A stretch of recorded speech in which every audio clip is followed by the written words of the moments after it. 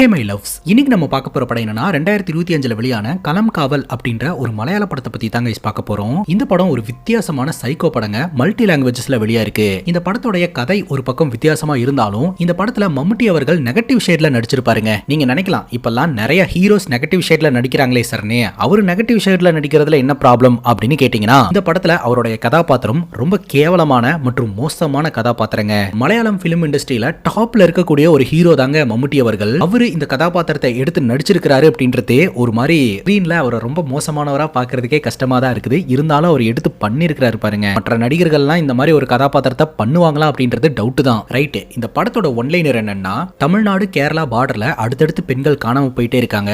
ஒரு பொண்ணு தமிழ்நாட்டுல காணாம போறா அப்படின்னா இன்னொரு பொண்ணு கேரளால காணாம போறா. காணாம போற பெண்கள் ஏதாவது ஒரு பப்ளிக் பிளேஸ்ல சடலமா மீட்கப்படுறாங்க. இந்த வழக்கை இன்வெஸ்டிகேஷன் பண்ண போலீஸ்காரங்க ஆரம்ப காலகட்டத்தில் இந்த பெண்கள் தனக்கு பிடிச்சவங்க கூட ஓடி போய் வாழ முடியாம தற்கொலை பண்ணி இறந்து போயிட்டாங்க அப்படின்னு தான் நினைக்கிறாங்க. பட் இதே மாதிரியான பேட்டர்ன் தொடர்ந்து நடந்துகிட்டே இருக்கும்போது தான் இதுக்கு பின்னாடி ஏதோ ஒன்று இருக்கு அப்படின்றத போலீஸ்காரங்க உணர்றாங்க. ஒரு ஸ்பெஷல் இன்வெஸ்டிகேஷன் ஆஃபீஸரை வச்சு இந்த வழக்கை இன்வெஸ்டிகேஷன் பண்றாங்க. இந்த இன்வெஸ்டிகேஷன்ல வெளியில வர திட்டுக்கிட்டும் உண்மைகள் தான் மொத்த படமே. இதுக்கு பின்னாடி இருக்கக்கூடிய கில்லர் எதற்காக இந்த கொலைகளை பண்ணிக்கிட்டு இருக்கான், இந்த போலீஸ் ஆஃபீஸர்னால அந்த கில்லரை கண்டுபிடிச்சு இந்த தொடர் கொலைகளை நிப்பாட்ட முடிஞ்சுதா அப்படின்றத டீடைல்டா பார்க்கலாம். அதுக்கு முன்னாடி நீங்களும் நம்ம சேனலை சப்ஸ்கிரைப் பண்ணாம பார்த்துட்டு இருக்கீங்க அப்படின்னா சப்ஸ்கிரைப் பண்ணி வச்சுக்கோங்க. அப்பதான் இது போன்ற இன்ட்ரெஸ்டிங்கான வீடியோஸ் எல்லாம் மிஸ் பண்ணாம பார்க்க முடியும். நீங்க பார்த்துட்டு இருக்கிறது சரண் என்டர்டைன்மெண்ட், நான் தான் சரண். வாங்க வீடியோக்குள்ள போலாம்.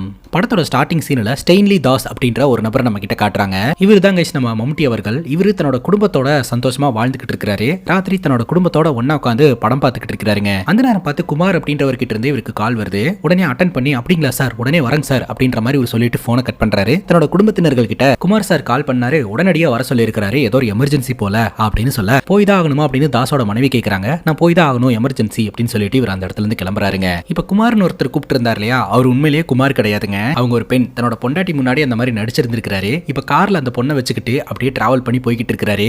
பேசிக்கா அந்த பொண்ணு வீட்டை விட்டு ஓடி வந்துருச்சுங்க. இந்த தாஸும் அந்த பொண்ணும் கல்யாணம் பண்ணிக்கலாம் அப்படின்ற ஒரு பிளான்ல இருந்திருக்காங்க. தாஸ் சொல்றாரு, நீ சீக்கிரமா ஓடி வந்ததுனால நம்ம வாழ்றதுக்கான வீடு வந்து இன்னும் கிடைக்கல, வீடு கிடைக்கிற வரைக்கும் நம்ம லாட்ஜ்ல ஸ்டே பண்ணிக்கலாம் அப்படின்னு சொல்லிட்டு ஒரு லாட்ஜுக்கு கூட்டு போறாருங்க. அங்க இவங்க ரெண்டு பேரும் ஒண்ணா இருக்காங்க. இப்ப டிவில ஒரு நியூஸ் ஒன்று போயிட்டு இருக்கு, அண்ணன் தம்பியை வெட்டிட்டான், தம்பி அண்ணனை வெட்டிட்டான் அப்படின்னு சொல்லிட்டு. உடனே அந்த பொண்ணு கேட்கிறா, சொத்துக்காக எப்படி ஒருத்தங்களை கொலையெல்லாம் பண்ண முடியுது அப்படிங்கும் போது ஒருத்தனுடைய சூழ்நிலையை பொறுத்து தான் இதெல்லாமே இருக்குது. சோ நம்மள மாதிரி யாருமே யோசிக்க மாட்டாங்க அப்படின்னு தாஸ் சொல்றாருங்க. குறிப்பா இந்த தாஸ் வந்து கொலைகாரங்களுக்கு சப்போர்ட் பண்ணி பேசுற மாதிரி இருக்கு இல்லையா. உடனே இந்த பொண்ணு கேட்கிறா, நீங்க இந்த மாதிரி அப்படின்ட்டு. நானும் சின்ன சின்ன கொலையெல்லாம் பண்ணியிருக்கிறேன் அப்படின்னு இவர் சொல்றாரு. ஏதாச்சும் பாம்பு பூச்சியா இருக்கும் அப்படின்னு சொல்ல, உடனே இவர் சொல்றாருங்க, நான் ஒன்னு சொல்லட்டா, என்னோட பொண்டாட்டி அழகா இருப்பா, புத்திசாலியும் கூட, என்னோட பசங்களை எனக்கு ரொம்ப பிடிக்கும். அது மட்டும் இல்லாம நம்ம வந்தமே காரு, அது என் பொண்டாட்டி கிட்ட இருந்து வரதட்சணையா வாங்கினது. அந்த காருன்னா எனக்கு உசுறு. என் மனைவி கிட்ட இவ்வளவு பெனிஃபிட்ஸ் இருக்கும்போது அவளை டிவோர்ஸ் பண்ணிட்டு உங்க கூட வாழ்றதை விட்டுட்டு பேசாம உன்னை போட்டு தள்ளிட்டு அவ கூட இருந்துடலாமே அப்படிங்கும் போது அந்த பொண்ணு சொல்றா, அதுக்கு என்ன கொல்லணும்னு அவசியம் இல்ல, என்ன போன்னு சொன்னா நானே போயிருவேன் அப்படின்ட்டு.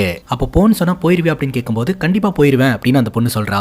ஒருவேளை நீயே போனாலும் உனக்கு கொல்றதுல இருக்கக்கூடிய சுகம் எனக்கு வேற எங்கேயுமே கிடைக்காது அப்படின்னு சொல்ல, என்னது அப்படின்னு கேட்க, இப்போ நம்ம கையில ஒரு கொசு வந்து உட்காருதுன்னு வையன், அந்த கொசுவை பட்டுன்னு அடிச்ச உடனே அந்த கொசு சாகுது இல்லையா, அதுல இருக்கக்கூடிய சுகமே தனி. கறிக்கடைக்காரனுக்கு கோழியை கொல்றதுல ஒரு சுகம், நம்மள கொத்த வர பாம்பை கொல்றதுல ஒரு சுகம். இத்தனை சுகம் இருந்தாலும் இருக்கிறதுலயே பெரிய சுகம் எது தெரியுமா அப்படின்னு கேட்க, எது, மனுஷங்களை கொல்றதுதான் அப்படின்னு தாஸ் சொல்றாருங்க. அப்ப என்ன கொல்ல போறேன்னு சொல்றீங்களா, ஒருத்தங்களை கொல்றது அவ்வளவு ஈஸியெல்லாம் கிடையாது அப்படின்னு அந்த பொண்ணு சொல்றா. அது எனக்கு கை வந்த கலை அப்படின்னு ஒரு தம்ம பத்த வைக்கிறாருங்க. அது எப்படி அப்படின்னு கேட்க, பட்டுன்னு ஷால் எடுத்து கழுத்துல போட்டு ஒரு 2 ரவுண்டு சுத்தி ஒரு இருக்குன்னா அப்படின்னு சொல்லிக்கிட்டே அந்த பொண்ணோட கழுத்துல போட்டு இறுக்கிட்டு இருக்காருங்க. அந்த பொண்ணு ஆரம்பத்துல இவர் விளையாட்டுக்காக தான் இப்படி பேசிக்கிட்டு இருக்காரு அப்படின்னு நினைச்சுக்கிட்டு இருந்துச்சு. ஒரு கட்டத்துக்கு மேலதான் தெரிய வருது, உண்மையிலேயே இவர் கொல்றதுக்கு தான் முயற்சி பண்ணிக்கிட்டு இருக்காரு அப்படின்ட்டு. என்ன விடுன்னு சொல்ல அப்படியே இறுக்கி அங்க வச்சே இந்த பொண்ணை கொலை பண்ணிடுறாருங்க.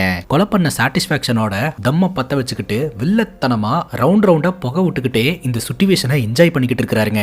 அதுக்கப்புறம் அந்த லாட்ஜ்ல யாராவது இருக்காங்களா அப்படின்னு பார்த்துட்டு ஒரு பெரிய சைஸ் பேக்ல இந்த பொண்ணோட டெட் பாடியை மறைச்சு கொண்டாந்து தன்னுடைய வண்டியோட பூட் ஸ்பேஸ்ல மறைச்சிட்டு கார் எடுத்துட்டு அந்த இடத்துல இருந்து கிளம்பிடுறாருங்க. அங்க கட் பண்ண ஒரு போலீஸ் ஸ்டேஷனை காட்டுறாங்க. அந்த போலீஸ் ஸ்டேஷனுக்குள்ள ஏதோ ஒரு பிரச்சனை நடந்துட்டு இருக்குதுங்க. அந்த இடத்துக்கு ஜெயகிருஷ்ணா அப்படின்ற ஒரு நபர் வராரு. வெளியில நின்றுட்டு இருக்கக்கூடிய ஒரு போலீஸ் ஆபீசர் கிட்ட, எஸ்ஐ பாபு சாரை பார்க்கணும், ஒரு இடத்துல மத கலவரம் நடந்துச்சு இல்லையா, அதை பத்தி விசாரிக்கிறதுக்காக தான் வந்திருக்கேன் அப்படின்னு சொல்ல, உடனே அந்த போலீஸ் ஆபீசர் உள்ள போய் எஸ்ஐ பாபு கிட்ட இன்னொருத்த வந்திருக்கான் சார் விசாரிக்கிறேன்னு சொல்லிட்டு இந்த பத்திரிக்கைக்காரங்க நம்மள சும்மாவே இருக்க விட மாட்டேன்றாங்க, சரி வர சொல்லுங்க அவரை அப்படின்ற மாதிரி சொல்ல இவர் உள்ள வந்து உட்கார்றாருங்க. எஸ்ஐ கிட்ட அந்த கேஸ் எஃப்ஐஆர் காப்பி எல்லாம் எனக்கு வேணும் அப்படின்ற மாதிரி கேட்டுட்டு இருக்காரு. அப்ப அந்த ஸ்டேஷன்ல இருக்கிற ஆபீசர் அதை எடுத்துட்டு வராருங்க. ஹே கூவே எப்படி இருக்க அப்படின்ற மாதிரி கேட்க அப்பதான் இந்த எஸ்ஐக்கு தெரிய வருது, கூவே அப்படின்ற ஆபீசர் நீங்க தானா சார் அப்படின்ட்டு. சில பேர் என்ன கூவே அப்படின்னு கூப்பிடுவாங்க, என்னோட உண்மையான பேரு ஜெயகிருஷ்ணா அப்படின்றாரு. பேசிக்கா இவர் ஸ்பெஷல் இன்வெஸ்டிகேஷன் ஆபீசருங்க, மதக்கலவரம் சம்பந்தப்பட்ட ஒரு வழக்கு பத்தி இன்வெஸ்டிகேஷன் பண்றதுக்காக வந்திருக்காருங்க. எஸ்ஐ சொல்றாரு, நீங்க நாளைக்கு வரதா தான் எங்க கிட்ட இன்ஃபார்ம் பண்ணியிருந்தாரு, நீங்க இன்னைக்கே வந்துட்டீங்க, நான் மீடியாக்காரன்னு நினைச்சிட்டேன் அப்படிங்கும்போது பரவாயில்ல விடுங்க அப்படின்னு சொல்லிட்டு ஃபர்தரா இந்த வழக்கை பத்தி டிஸ்கஸ் பண்ண ஆரம்பிக்கிறாங்க. விமல் அப்படின்ற ஒருத்தன் மிலிட்டரியில இருக்கிறாங்க. அவனுடைய தங்கச்சி ஒரு 6 மாசத்துக்கு முன்னாடி யூசப் அப்படின்ற ஒரு பையன் கூட ஓடி போயிட்டதா ஊருக்குள்ள பேசிக்கிட்டு இருக்காங்க. அதே சமயம் இந்த யூசப் அப்படின்ற பையன் பொம்பளை விஷயத்துல வீக்கான ஒரு பையன், அந்த பையன் கூட இந்த பொண்ணு ஓடி போயிட்டா அப்படின்னு சொல்றதே என்னமோ தப்பா இருக்கிற மாதிரி தான் இருக்குது. பட் இந்த வழக்குல பிரச்சனை என்னன்னா யூசப் உள்ளூர்ல தான் இருக்கிறான், ஆனா இவன் கூட ஓடி போயிட்டு தான் சொல்லப்பட்ட இந்த விமலோடைய தங்கச்சி காணாம போயிட்டா. அவ எங்க போனா என்ன ஆனான்ற எந்த ஒரு தகவலும் தெரியலங்க. இப்ப அந்த பொண்ணோட அண்ணங்கார விமல் இருக்கிறான் இல்லையா, நேரா யூசஃபோட வீட்டுக்கு போய் பிரச்சனை பண்ணலான்னு பாத்துருக்கான். ஆனா அந்த நேரம் பார்த்து யூசப் வீட்ல இல்ல. பட் யூசஃபோட ஃப்ரெண்ட்ஸ் எல்லாம் என்ன பண்ணிருக்கானுங்கன்னா விமலோட வீட்டுக்கு போய் பிரச்சனை பண்ண ஆரம்பிச்சிருந்திருக்கானுங்க. யூசஃபுக்கும் விமலுக்கும் பிரச்சனை ஆரம்பிச்சு இப்ப 2 தரப்பினர்களுக்கு இடையே மதக்கலவரமா உருவாகி நிக்குதுங்க. இதுதான் அந்த மதக்கலவரத்துக்கான காரணம். அதே சமயம் இந்த விமலோடைய தங்கச்சியும் மிஸ்ஸிங். இப்ப ஜெயகிருஷ்ணா யூசஃபோட ஃப்ரெண்ட்ஸை கூப்பிட்டு விசாரணை பண்ணும்போது ஆம்பளை இல்லாத நேரத்துல அவன் தான் சார் வீட்டுல வந்து பிரச்சனை பண்ணா, அதனாலதான் நாங்கெல்லாம் சேர்ந்து அவன் வீட்டுக்கு பிரச்சனை பண்றதுக்காக போனோம் அப்படின்றாங்க. இப்ப விமலை கூப்பிட்டு விசாரணை பண்ணுனா அவனாலதான் சார் பிரச்சனையே ஆரம்பிச்சதுன்னு விமல் சொல்றான். அதே எப்படிப்பா நீ தானே முதல்ல அவன் வீட்டுக்கு போய் பிரச்சனை பண்ண அப்படின்னு கேட்டா, பின் என்ன சார் பண்ண சொல்றீங்க, என் தங்கச்சியை கூப்பிட்டு ஓடிட்டான், அவனை சும்மா விட சொல்றீங்களா, ஆல்ரெடி என் தங்கச்சிக்கு ஏஜ் ஆயிடுச்சு, இன்னும் கல்யாணம் ஆகலன்னு ஊருக்குள்ள பேசிக்கிட்டே இருக்காங்க அப்படின்னு சொல்லிட்டு தான் நான் மிலிட்டரியில போய் ஜாயின் பண்ணி அதன் மூலமா வர வருமானத்தை வச்சு கொஞ்சம் காசு பணம் நகை நட்டெல்லாம் போட்டு என் தங்கச்சிக்கு கல்யாணம் பண்ணி வைக்கலாம்னு இருந்தேன், அதுக்குள்ள இந்த மாதிரி ஆயிடுச்சு சார் அப்படின்னு சொல்ல யூசஃபை கூப்பிட்டு விசாரணை பண்ணுனா அவன் தங்கச்சிக்கும் எனக்கு எந்த சம்பந்தம் இல்ல சார், நான் அவன் தங்கச்சியை ஒரு 2-3 வாட்டி தான் நான் பாத்திருக்கேன் அப்படின்ற மாதிரி சொல்றான். இந்த பக்கம் விமல் பாத்தீங்கன்னா இல்ல சார் அவன் போய் சொல்றான், கோயில் பூசாரி தான் பார்த்து எங்க கிட்ட இன்ஃபார்மே பண்ணாரு, இந்த மாதிரி யூசஃபும் உன் தங்கச்சியும் பேசிக்கிட்டு இருக்காங்க அப்படின்ட்டு. அது மட்டும் இல்லாம என் தங்கச்சி வீட்டுல லெட்டர் எழுதி வச்சுட்டு தான் ஓடியே போயிருந்திருக்கா, நான் ஒரு முஸ்லீம் பையன் கூட தான் போய் வாழ போறேன்ட்டு, அதெல்லாம் வச்சுதான் நான் யூசஃபோட வீட்டுக்கு பிரச்சனை பண்றதுக்காக போனேன் அப்படின்னு விமல் சொல்றான். அடுத்ததான் இந்த கோயில் பூசாரியை கூப்பிட்டு விசாரணை பண்ணுனா அவர் அப்படியே பல்ட்டி அடிக்கிறாருங்க. தூரத்துல இருந்து பார்த்ததுனால அவன் தங்கச்சி யூசஃப் கூட பேசிட்டு இருக்கிற மாதிரி தான் தெரிஞ்சது, ஆனா கரெக்டா அது யூசஃப் தானான்னு தெரியல அப்படின்ற மாதிரி சொல்லிடுறாருங்க. போலீஸ்காரங்க அந்த பொண்ணை ரொம்ப இன்ட்ரெஸ்ட் எடுத்து தேடாததுக்கு காரணம் அந்த பொண்ணு லெட்டர் எழுதி வச்சுட்டு தான் ஓடி போயிருந்திருக்கா. அதே சமயம் அந்த பொண்ணோட டீடைல்ஸ் எல்லாம் சைபர் செல்ல கொடுத்து இன்வெஸ்டிகேஷன் பண்ண சொல்லி இருக்காங்க. சோ இப்போதைக்கு இங்க நடக்கிற மதக்கலவரத்தை நிப்பாட்டினா போதும் அப்படின்னு சொல்லிட்டு 2 தரப்பினர்களையும் கூப்பிட்டு போலீஸ்காரங்க காம்ப்ரமைஸ் தான் பேசிட்டு இருந்திருக்காங்க. இப்ப ஜெயகிருஷ்ணா சொல்றாரு, இந்த பொண்ணை பத்தின டீடைல்ஸ் எல்லாம் எனக்கு ஃபேக்ஸ் பண்ணிருங்க, நான் சைபர் செல்ல போயிட்டு என்ன ஏதுன்னு விசாரிக்கிறேன் அப்படின்னு சொல்லிட்டு கிளம்புறாருங்க. இப்ப ஜெயகிருஷ்ணா நேரா இந்த விமலோட வீட்டுக்கு போயிட்டு ஒரு ஷாக்கிங்கான இன்ஃபர்மேஷன் சொல்றாருங்க. ஆக்சுவலா நீ நினைச்சுக்கிட்டு இருக்க யூசஃப் கூட தான் உன் தங்கச்சி ஓடி போயிட்டா அப்படின்னு சொல்லிட்டு, பட் சைபர் செல்ல செக் பண்ணி பார்க்கும்போது தான் தெரிய வருது உன் தங்கச்சி ஓடி போறதுக்கு முன்னாடி ஒரு பையன் கூட நீண்ட நாட்களாவே சாட் பண்ணிக்கிட்டு இருந்திருக்கா, போன் பேசிக்கிட்டு இருந்திருக்கா. அந்த பையன் ஆட்டூர்ல இருக்கக்கூடிய ஒரு பையன், யூசஃப் எல்லாம் கிடையாது, உன்னோட அவசர புத்தியினால தான் இப்ப ஏகப்பட்ட பிரச்சனை, உன் தங்கச்சி ஓடி போனதுல இருந்து அவளோட மொபைல் சுவிட்ச் ஆஃப்ல இருந்துட்டு இருக்கு அப்படின்னு சொல்ல இந்த விமல் சொல்றாரு, அதான் பூசாரி நேர்ல பார்த்ததா சொன்னாரே சார் அப்படின்னு சொல்லிட்டு, நாங்க விசாரிச்சா அந்த பூசாரி சைடு வியூ மட்டும் தான் பார்த்தா நேர்ல பார்க்கல அப்படின்னு சொல்றாரு. இங்க பாருப்பா யூசஃபுக்கும் இந்த விஷயத்துக்கும் எந்த ஒரு தொடர்பும் கிடையாது, இதோட பிரச்சனை பண்றத நிப்பாட்டிருங்க, அதுதான் நல்லது அப்படின்ற மாதிரி ஒரு காம்ப்ரமைஸ் பேசுறாருங்க. விமல் சொல்றாரு, சரி சார் நான் யூசஃப் கிட்ட பிரச்சனைக்கு போல, ஆனா என் தங்கச்சியை கூட்டு போன அந்த பையன் எனக்கு வேணும் சார் அப்படின்னு சொல்ல ஜெயபிரகாஷ் சொல்றாரு, தம்பி உன் வேலையை மட்டும் பாரு, அதெல்லாம் நாங்க பாத்துக்கிறோம் அப்படின்ட்டு அந்த இடத்துல இருந்து கிளம்புறாரு. பட் ஜெயபிரகாஷ் கூட இருக்கக்கூடிய ஒரு கான்ஸ்டபிள் சைசா கண்ணு காட்டுறாருங்க, ஏதாவது தகவல் கிடைச்சதுன்னா நான் உனக்கு இன்ஃபார்ம் பண்றேன் அப்படின்ட்டு. இப்ப விமலோட தங்கச்சி கூட பேசிட்டு இருந்த பையன் பேரு ஸ்டீஃபன் அப்படின்றத போலீஸ்காரங்க கண்டுபிடிக்கிறாங்க. அது மட்டும் இல்லாம அவன் சிம் கார்டு வாங்கும்போது ஒரு ப்ரூஃப் கொடுத்திருப்பான் இல்லையா, சோ அந்த அட்ரஸ்க்கு ஸ்டீஃபனை விசாரிக்கிறதுக்காக இவங்க கிளம்புறாங்க. இந்த தகவல் போலீஸ் டிபார்ட்மெண்ட்ல இருந்து இந்த விமலுக்கு போய் சேர்ந்துருது. அந்த ஸ்டீஃபனை கண்டுபிடிச்சு பொலபொலன்னு பொளக்கணும்னு சொல்லிட்டு அவனுக்கு வெறி கொண்டு தேடிக்கிட்டு இருக்கானுங்க. ஜெயபிரகாஷ் நேரா ஸ்டீஃபனோட வீட்டுக்கு போறாருங்க. அவங்க அம்மா கிட்ட விசாரணை பண்ணுனா அவன் கேரம் போர்டு விளையாடுறதுக்கு போயிருக்கிறதா சொல்றாங்க. உடனே அந்த இடத்துக்கு இவங்க கிளம்புறாங்க. ஸ்டீஃபனை போலீஸ் பிடிக்கிறதுக்கு முன்னாடியே விமலோட ஃப்ரெண்ட்ஸ் பிடிச்சிடுறாங்க. ஒரு இடத்துக்கு தூக்கிட்டு போய் அவனை போட்டு அடி நடிக்கிறாங்க. அவன் கேட்கறான், யாரா நீங்களா, என்ன எதுக்காடா அடிக்கிறீங்க அப்படின்ட்டு. திரும்ப என் தங்கச்சி எங்கன்னு சொல்லி கேட்டே அடிக்கிறாங்க. யாரா உன் தங்கச்சியை காணன்னு என்ன எதுக்காடா அடிக்கிற அப்படின்னு இந்த ஸ்டீஃபன் கேள்வியா கேட்டுக்கிட்டு இருக்கான். இப்ப ஜெயபிரகாஷ் ஸ்டீஃபனோட ஃப்ரெண்ட்ஸ் கிட்ட விசாரணை பண்ணிக்கிட்டு இருக்கும்போது கரெக்டா அந்த இடத்துக்கு ஒரு பையன் வந்து இந்த மாதிரி ஸ்டீஃபனை தூக்கிட்டு போய் ஆளுங்களா அடிச்சிட்டு இருக்கானுங்கடா, வாங்கடா அப்படின்னு சொல்ல உடனடியா அந்த இடத்துக்கு இந்த போலீஸ் ஆபீசரும் போறாரு. போலீஸை பார்த்ததும் எல்லாரும் பயந்து ஓடிடுறாங்க. அதுக்கப்புறம் ஸ்டீஃபனை காப்பாத்தி ஹாஸ்பிட்டல்ல கொண்டு போய் அட்மிட் பண்றாருங்க. இப்ப ஹாஸ்பிட்டல்ல இருக்கக்கூடிய ஸ்டீஃபன் கிட்ட ஜெயபிரகாஷ் பாத்தீங்கன்னா விமலோட தங்கச்சி போட்டோவை காமிச்சு இந்த பொண்ணு யாருன்னு தெரியுதா அப்படின்னு கேட்க, சார் சத்தியமா இந்த பொண்ணு யாருன்னு எனக்கு தெரியாது, இதே பொண்ணு போட்டோவை காமிச்சுதான் அவனுங்களும் என்ன போட்டு பொலவலன்னு பொழந்தானுங்க, இந்த பொண்ணுக்கும் எனக்கும் எந்த சம்பந்தம் இல்ல அப்படின்னு ஸ்டீஃபன் சொல்றாரு. சரி ஓகே அப்படின்னு சொல்லிட்டு அந்த சைபர் செல்ல இருந்து எடுத்தாங்க இல்லையா கால் லாக்ஸ், அதுல இருக்கக்கூடிய நம்பரை காமிச்சு இது ஓ நம்பரான்னு பார்த்து சொல்லு அப்படிங்கும்போது, இந்த நம்பர் என்னோட பெரியம்மா பொண்ணுக்காக நான் வாங்கி கொடுத்தேன் சார், என்னோட ப்ரூஃபை வச்சு தான் வாங்கி கொடுத்தேன் சார், என்ன ஆச்சு அப்படின்னு சொல்லி கேட்க, இதுல இருந்து நமக்கு என்ன தெரியுதுன்னா விமலோட தங்கச்சிக்கும் இந்த ஸ்டீஃபனுக்கும் கூட எந்த ஒரு தொடர்பும் கிடையாது. ஸ்டீஃபனோட ப்ரூஃப்ல வாங்கின இந்த சிம் கார்டை வச்சு யாரோ ஒருத்தங்க விமலோட தங்கச்சி கூட கான்டாக்ட்ல இருந்திருக்காங்க. இப்போ இவன் சொல்றான் இல்லையா பெரியமா பொண்ணுக்கு வாங்கி கொடுத்த நம்பர் அப்படின்ட்டு. உன் பெரியமா பொண்ணு இப்போ எங்க இருக்கா அப்படின்னு சொல்லி கேட்க அப்பதான் ஸ்டீஃபன் சொல்றான் பெரியமா பொண்ணு இப்போ எங்க இருக்கான்னு யாருக்குமே தெரியாது சார். அவ கொஞ்ச நாளைக்கு முன்னாடி ஒரு பையன் கூட ஓடி போயிட்டா. அவ ஓடி போனதோட சரி சார், அவளை பத்தி எந்த ஒரு தகவலும் இல்ல அப்படின்னு சொல்ல அவளோட பேர் என்ன அப்படின்னு கேட்க செல்வி அப்படின்னு இந்த ஸ்டீஃபன் சொல்றான். சரின்னு சொல்லிட்டு செல்வியோட சர்க்கம்ஸ்டன்சியல்ல இருக்கக்கூடிய போலீஸ் ஸ்டேஷன்ல விசாரணை பண்ணா செல்வி ஒரு பையன் கூட ஓடி போயிட்டா அப்படின்ற கம்ப்ளைண்ட் வந்து அங்க இருக்கக்கூடிய போலீஸ் ஸ்டேஷன்ல ஃபைல் ஆயிருக்குதுங்க. இப்போ அந்த ஸ்டேஷன்ல இருக்கிற போலீஸ் ஆபீசர் என்ன சொல்றாருன்னா ஸ்டீஃபன் சொல்றதெல்லாம் உண்மைதான். ஸ்டீஃபனோட பெரியமா பொண்ணான இந்த செல்வி ஒரு பையன் கூட ஓடி போயிட்டு தான் வீட்டுல லெட்டர் எழுதி வச்சுட்டு தான் போயிருந்திருக்கா. சோ அதனாலேயே போலீஸ்காரங்க பெருசா இந்த வழக்கை இன்வெஸ்டிகேஷன் பண்ண கிடையாது. இருந்தாலும் அவங்க எங்க இருக்காங்க என்ன பண்றாங்க அப்படின்றத தெரிஞ்சுக்கிறதுக்காக அவங்களுடைய போன் நம்பரை சைபர் செல்ல கொடுத்து இன்வெஸ்டிகேஷன் பண்ணதன் மூலமா செல்வியை கூட்டிட்டு போன நபரோட போன் நம்பர் கிடைச்சது. அந்த நம்பரை நாங்க சைபர் செல்ல கொடுத்து இன்வெஸ்டிகேஷன் பண்ணோம். சோ அது கேரளா அட்ரஸ் காட்டுது. மேபி அந்த அட்ரஸ் ஃபேக்கா இருக்கலாம் அப்படின்ற மாதிரி அந்த ஆபீசர் சொல்றாருங்க. பார்த்தா அந்த நம்பர் சிந்து அப்படின்ற ஒரு பொண்ணு பேர்ல வாங்கின மாதிரி இருக்குங்க. சரின்னு சொல்லிட்டு அந்த பொண்ணோட அட்ரஸுக்கு நம்ம ஜெயகிருஷ்ணா போறாரு. அங்க போய் பார்த்தா அங்க ஒரு ட்விஸ்ட்டுங்க. அந்த பொண்ணு கொஞ்ச நாளைக்கு முன்னாடி ஓடி போயிட்டு தான் வந்து அவங்க வீட்டுல இருக்கிறவங்க சொல்றாங்க. ஒரு பொண்ணு காணாம போயிட்டா ஓடி போயிட்டா அவ எங்க இருக்கா அப்படின்றத கண்டுபிடிக்கிறதுக்காக இந்த வழக்கை எடுத்தா 1 அப்படின்னு சொல்லிட்டு அடுத்தடுத்து பெண்கள் காணாம போயிருக்காங்க அப்படின்ற விஷயம் போலீஸ்காரங்களுக்கு ஒரு அதிர்ச்சியை ஏற்படுத்துதுங்க. இப்ப ஜெயகிருஷ்ணா அவரோட ஃபைண்டிங்ஸ் எல்லாம் போய் உயரதிகாரி கிட்ட டீடைல்டா எக்ஸ்பிளைன் பண்றாருங்க. ஒரு பொண்ணு காணாம போயிருக்கா, வீட்டுல இருக்கக்கூடிய லெட்டரின் மூலமா அந்த பொண்ணு ஒரு பையன் கூட ஓடி போயிருக்கிறதா தகவல் தெரிய வருது. சரி எந்த பையன் கூட ஓடி போயிருக்கா அப்படின்றத சைபர் செல் மூலமா கண்டுபிடிக்கலாம் அப்படின்னு சொல்லிட்டு அந்த பொண்ணு ஓடி போறதுக்கு முன்னாடி யார் கூட எல்லாம் கான்டாக்ட்ல இருந்தான்னு செக் பண்ணி பார்க்கும்போது ஒரு நபர் கூட ரெகுலரா கான்டாக்ட்ல இருந்திருக்கான்னு தெரிய வருது. அந்த நபரை ட்ரேஸ் பண்ணா அது ஒரு பொண்ணு பேர்ல தான் இருக்குது. சோ அந்த பொண்ணு காணாம போயிருக்கா. வீட்டுல கேட்டா அந்த பொண்ணு ஓடி போயிட்டதா சொல்றாங்க. சரி அந்த பொண்ணை யார் கூட்டு போயிருக்காங்க அப்படின்னு சொல்லி சைபர் செல்ல ட்ராக் பண்ணா அது ஒரு பொண்ணோட அட்ரஸை காட்டுது. சோ அங்க போய் பார்த்தா அந்த பொண்ணு ஓடி போயிருக்கான்ற மாதிரி காட்டுது. ஆக மொத்தம் இது ஒரு செயின் ரியாக்ஷன் மாதிரி தொடர்ந்து நடந்துகிட்டே இருக்குது. சோ இது வரைக்கும் ஓடி போன பெண்கள்லாம் வந்து ஓடி போக கிடையாது. இதுக்கு பின்னாடி யாரோ ஒருத்தங்க இருக்காங்க அப்படின்றத ஜெயகிருஷ்ணா கண்டுபிடிக்கிறாருங்க. இதுல கவனிக்கப்பட வேண்டிய விஷயம் என்ன அப்படின்னா எல்லாமே ஒரே லொகேஷன்ல நடக்க கிடையாது. ஒரு பொண்ணு தமிழ்நாட்டுல காணாம போறா அப்படின்னா இன்னொரு பொண்ணு கேரளால காணாம போறா. சோ இது தமிழ்நாடு கேரளா பார்டர்ல ஜிக்ஸாக் மாதிரி நடந்துகிட்டே இருந்திருக்கு அப்படின்றத சொல்றாருங்க. இவ்வளவு விஷயம் நடந்திருக்கு, போலீஸ்காரங்க இதுல எந்த ஒரு லீடுமே கண்டுபிடிக்கலையா அப்படின்னு உயரதிகாரி கேட்க ஜெயகிருஷ்ணா சொல்றாரு பேசிக்கா காணாம போற பெண்கள் எல்லோருமே வீட்டுல ஓடி போயிட்டதா லெட்டர் எழுதி வச்சுட்டு போனதுனால போலீஸ்காரங்க இந்த வழக்கை ரொம்பவே கன்ஃபியூஸ் பண்ணிக்கிட்டாங்க. அது மட்டும் இல்லாம காணாம போன உடனே அந்த பொண்ணுங்க கிட்ட இருந்து வீட்டுக்கு கால் வந்திருக்குது. நான் நல்லா இருக்கேன், கூடி சீக்கிரம் திரும்ப வந்துருவேன், இந்த மாதிரிலாம் சொன்னதுனால பேரண்ட்ஸும் பாத்தீங்கன்னா அதை நம்பிக்கிட்டு அமைதியா இருந்திருக்காங்க. இதை தாண்டி டார்கெட்டட் பெண்கள்லாம் யாரு அப்படின்னு சொல்லி செக் பண்ணி பார்த்ததுல ஒன்னு கல்யாண வயசுல இருக்கக்கூடிய பெண்கள், அதாவது வரன் தேடிட்டு இருப்பாங்க இல்லையா அந்த மாதிரி பெண்கள், ரெண்டாவது கல்யாணமாகி திருமண லைஃப் நல்லா இல்லாம இருக்கும் இல்லையா அவங்க, மூன்றாவது டிவோர்ஸ் ஆனவங்க. சோ இவங்க எல்லாம் தான் டார்கெட்டட் விக்டம்ஸா இருந்திருக்காங்க அப்படின்ற விஷயத்தை ஜெயகிருஷ்ணா கண்டுபிடிக்கிறாருங்க. உயரதிகாரி கேட்கிறாரு இதுக்கு பின்னாடி யார் இருக்காங்கன்னு நினைக்கிற, நீ இந்த வழக்கை பத்தி என்ன நினைக்கிற, ஒரு குரூப் இருக்குன்னு நினைக்கிறியா இல்ல தனியால் இதுக்கு பின்னாடி நின்று பண்ணிக்கிட்டு இருக்கிறான்னு நினைக்கிறியா அப்படின்னு கேட்க ஜெயபிரகாஷ் சொல்றாரு இதுக்கு பின்னாடி ஒருத்தன் தான் இருக்கான்னு எனக்கு தோணுது சார். ஏன்னா இந்த போன் கால்ஸ் இந்த பேட்டர்ன் இதெல்லாம் பார்க்கும்போது ஒரு ஆள் தான் இதெல்லாம் பண்ணிட்டு இருக்கான்னு தோணுது. இதெல்லாம் செக்ஸ் ராக்கெட்டிங்காக தான் பண்ற மாதிரி எனக்கு தோணுது அப்படின்னு சொல்ல நீ இந்த வழக்கை கொஞ்சம் தீவிரமா இன்வெஸ்டிகேஷன் பண்ணு, உனக்கு தேவையான உதவிகள் எல்லாத்தையுமே நான் பண்ணி கொடுக்குறேன் அப்படின்ற மாதிரி அவர் சொல்லிடுறாருங்க. அங்க கட் பண்ணா நம்ம தாஸ் வீட்டை காட்டுறாங்க.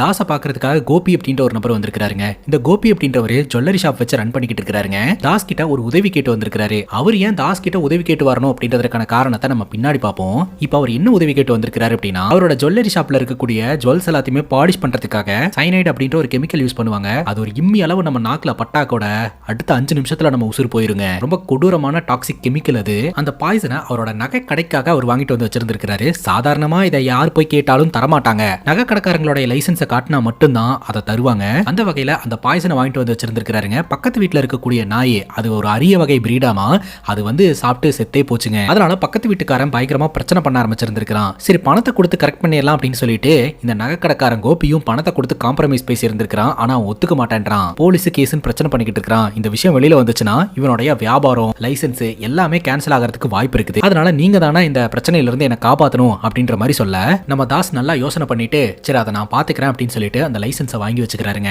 லைசன்ஸை வாங்கினவர் என்ன பண்றாரு அப்படின்னா நேரா அந்த பர்டிகுலர் கெமிக்கல் கடைக்கு போறாருங்க. இந்த ஜுவல்லரி ஷாப் லைசன்ஸை காமிச்சு அந்த கெமிக்கல் வேணும் அப்படின்னு கேட்கிறாரு. அவங்களும் அந்த லைசன்ஸை வாங்கி வெரிஃபை பண்ணிட்டு அந்த கெமிக்கலை கையில கொடுத்துறாங்க. அதை வாங்கின தாஸ் என்ன பண்றாரு அப்படின்னா சோதனை பண்ணி பாக்குறாருங்க. அது மனுஷங்க மேலேயே ரோட்ல பிச்சை எடுத்துட்டு இருக்கிற ஒரு வயசானவருக்கு சாப்பாடு வாங்கிட்டு போய் கொடுக்குறாரு. அந்த சாப்பாட்டை சாப்பிட்ட அந்த வயசானவர் கொஞ்ச நேரத்திலே இறந்து போயிடுறாரு. இப்படியும் ஒருத்தங்களை கொல்ல முடியும் அப்படின்ற பேட்டர்னை இந்த தாஸ் கத்துக்கிறாரு.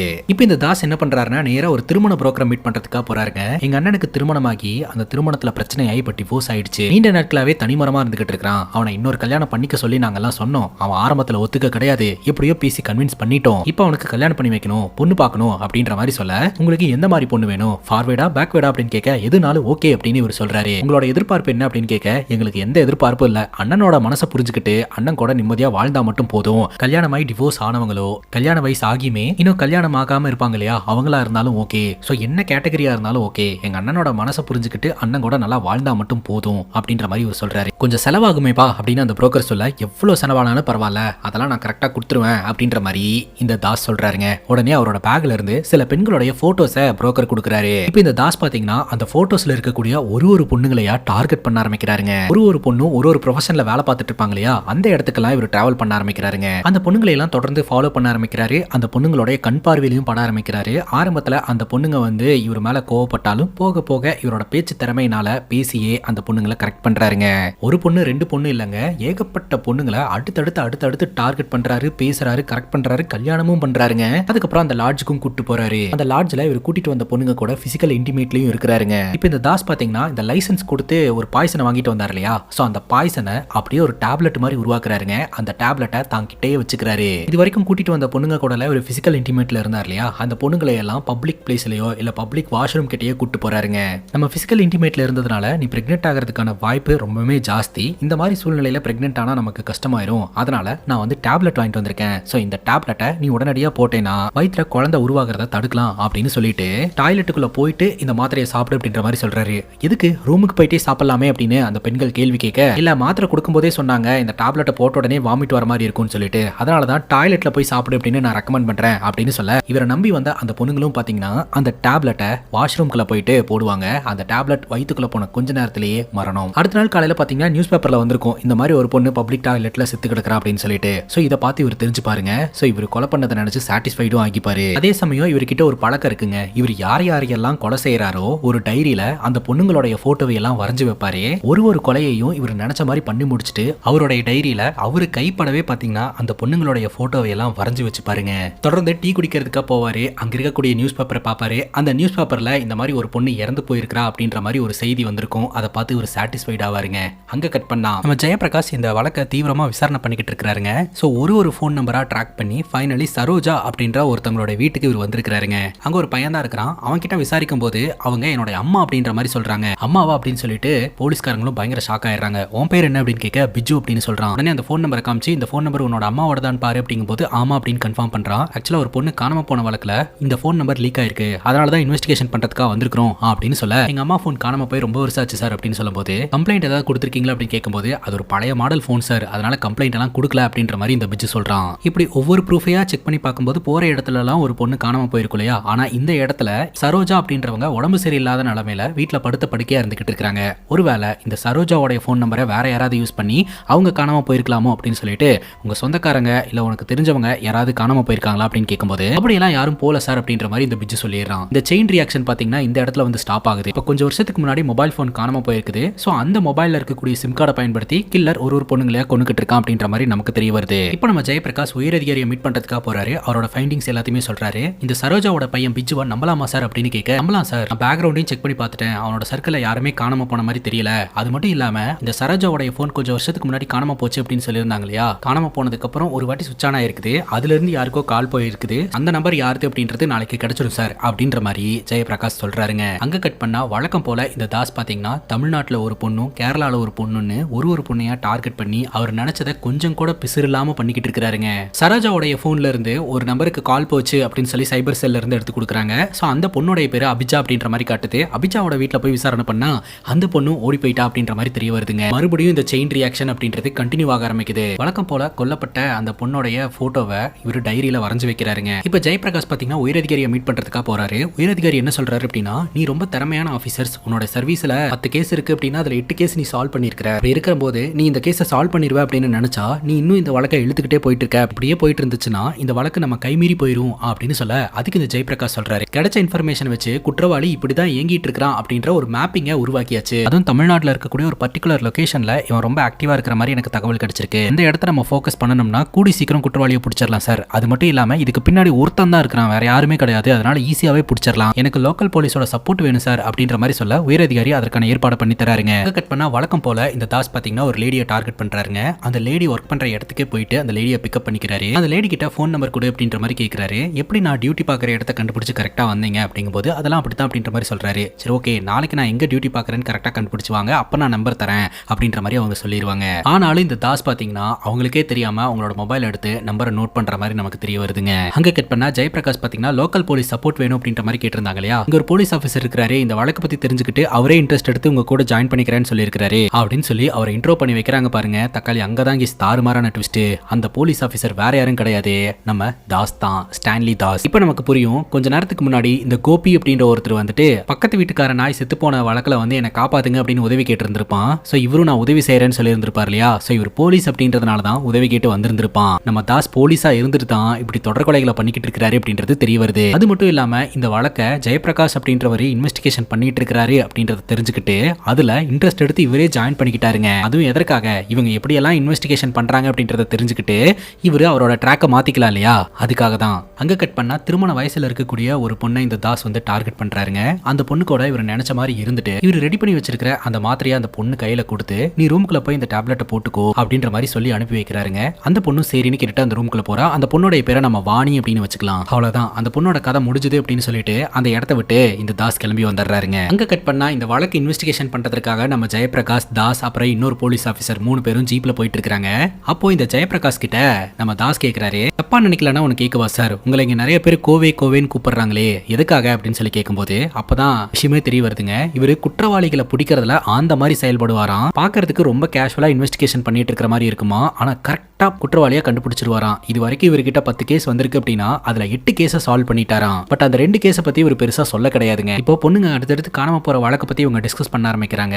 ஜெயபிரகாஷ் அவரோட ஃபைண்டிங்ஸ் எல்லாத்தையுமே தாஸ் கிட்ட சொல்றாருங்க. தாஸ் பின்னாடி உட்காந்துட்டு பயங்கர ஷாக் ஆகுறாரு. என்னடா இந்த அளவுக்கு நம்மளை பத்தி டீடைல்டா இன்வெஸ்டிகேஷன் பண்ணி வச்சிருக்கான் அப்படின்ட்டு. ஜெயபிரகாஷோட அந்த செயின் இன்வெஸ்டிகேஷன்ல கடைசியா ஒரு லேடியோட போன் காணாம போயிருக்குது. அந்த லேடியோட போன் ஜஸ்ட் ஆன் ஆனா மட்டும் போதும், உடனடியா போய் குற்றவாளியை அரெஸ்ட் பண்ணிடலாம் அப்படின்னு ஜெயபிரகாஷ் சொல்லுவாரு. அங்கதான் கைஸ் ஒரு ட்விஸ்ட்.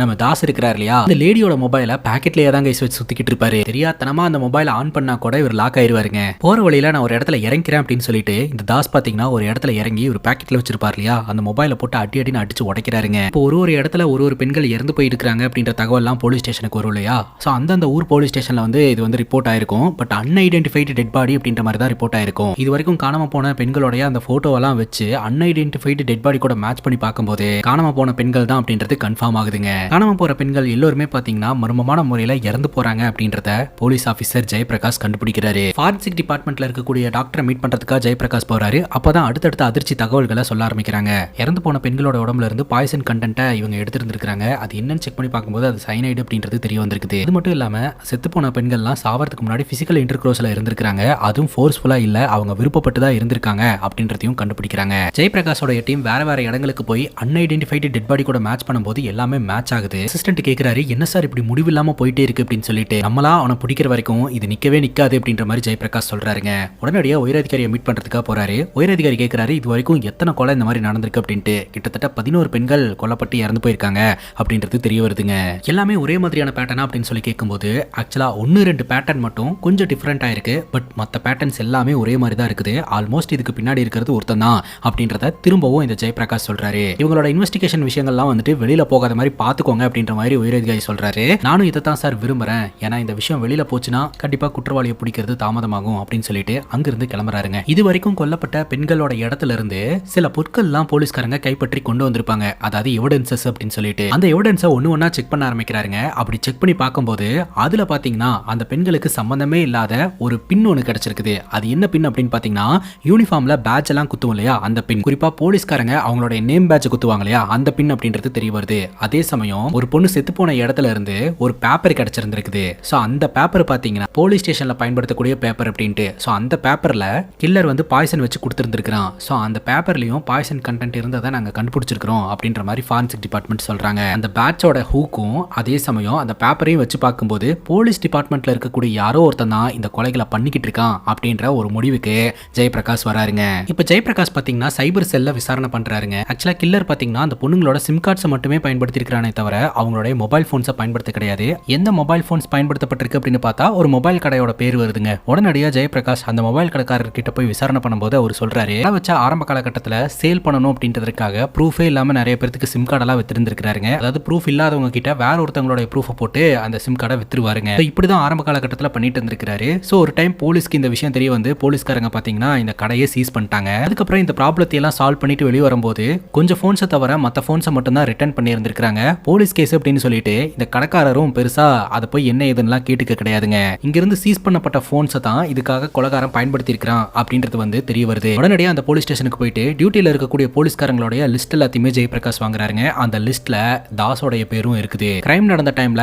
இந்த போலீஸ்காரங்களுடைய பர்சனல் நம்பரை வச்சு அவங்க எந்த இடத்துல இருந்தாங்க அப்படின்ற ஒரு மேப்பிங்கை உருவாக்குங்க. கிரைம் நடந்த இடத்துக்கு பக்கத்துல யாரு இருந்தாங்களோ அவங்க தான் நம்ம தேடிட்டு இருக்கக்கூடிய குற்றவாளி அப்படின்ற மாதிரி ஜெயபிரகாஷ் சொல்றாரு. ஏன்னா பொண்ணுங்க இறந்து போன இடத்துல இருந்து எடுக்கப்பட்ட எவிடன்ஸை வச்சு பார்க்கும்போது போலீஸ்காரங்களோட இன்வால்மெண்ட் இதுல இருக்கு அப்படின்றது தெரிய வந்திருக்கு இல்லையா. சோ இந்த கிரைம் எல்லாம் பண்ணிட்டு இருக்கிறது ஒரு போலீஸ்காரன் தான் அப்படின்ற லெவலுக்கு ஜெயபிரகாஷ் கண்டுபிடிச்சிட்டாரு. அது எந்த போலீஸ்காரன் அப்படின்றத நோக்கி தான் இப்போ இந்த கதை நகர்ந்துகிட்டு இருக்கு. அந்த டைம்ல சைபர் செல்ல இருந்து நம்ம ஜெயபிரகாஷ் கால் வருதுங்க. ஆக்சுவலா சரண்யா அப்படின்ற ஒரு பொண்ணு வந்து காணாம போயிருந்திருக்கிறா. சோ அந்த பொண்ணோடைய மொபைல் வந்து நேத்து இருந்து ஆன்ல இருந்திருக்குதுங்க. அந்த பொண்ணோடைய நம்பரை நான் உங்களுக்கு அனுப்பி வைக்கிறேன், லொகேஷனையும் அனுப்பி வைக்கிறேன். உடனடியா நீங்க போனீங்கன்னா குற்றவாளியை பிடிச்சிடலாம் அப்படின்னு சொல்ல உடனடியா ஜெயபிரகாஷும் அவருடைய டீமும் அந்த இடத்துல இருந்து கிளம்புறாங்க. அந்த இடத்துக்கு போன உடனே ஸ்டெயின்லி தாஸை நம்ம கூப்பிடலாமா சார் அப்படின்னு அசிஸ்டன்ட் கேட்க தேவையில்ல அப்படின்னு சொல்லிட்டு அந்த இடத்துக்கு போயிட்டாங்க. பட் லொகேஷன் பாத்தீங்கன்னா அந்த ஏரியான் மட்டும் தான் காட்டுமே தவிர எக்ஸாக்டா அது எங்க இருக்குன்னு காட்டாது இல்லையா. அதனால அந்த இடத்துல இருந்துட்டு அந்த நம்பருக்கு கால் பண்றாங்க. பார்த்தா ஒரு வீட்ல சவுண்ட் கேக்குதுங்க. உடனடியா அந்த வீட்டுக்கு ஜெயபிரகாஷ் போறாரு. அது அந்த போலீஸ் ஸ்டேஷன்ல வேலை பார்க்கக்கூடிய மணி அப்படின்றவரோட வீடு அப்படின்றது தெரிய வருதுங்க. கணவர் எங்க அப்படின்னு சொல்லி கேட்கும்போது காலையில டியூட்டிக்கு போறேன்னு சொல்லிட்டு கிளம்பி போனவர் தான், இன்னும் வரல அப்படின்னு சொல்லிட்டு